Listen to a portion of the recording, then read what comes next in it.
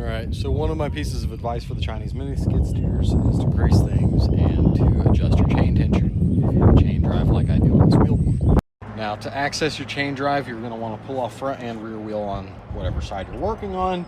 Getting the wheels off is going to be pretty fucking hard, though. You're going to need a pry bar or a big fucking hammer or a combination of the two. The reason for that is that the wheel to hub is extremely tight. They're basically pressed onto there, and we can go ahead and pop that out of there and get rid of that. We're going to replace that with something from Dorman. Once your wheels are off, this panel comes off with some 10mm bolts, and you have access to your chain. So from the factory, this is the amount of deflection you have in your chain. And general consensus is that you want somewhere between 3/4 of an inch to an inch of deflection on your longest stretch would be at the bottom here. So it's loosened.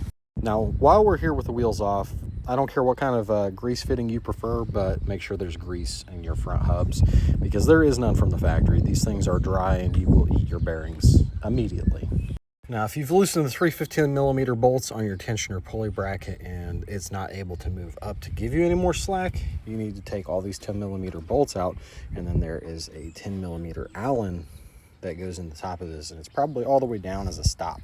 Now, once it starts to move, your adjustment's not going to be massive, but just enough to give you the ideal deflection. And while you're also here, go ahead and spray this with PB Blaster or chain lube or whatever you've got that you're going to lube your chain with. Now that you're done adjusting your chain, go ahead, put everything back together, tighten it all up. Congratulations, your shit's going to last longer without breaking.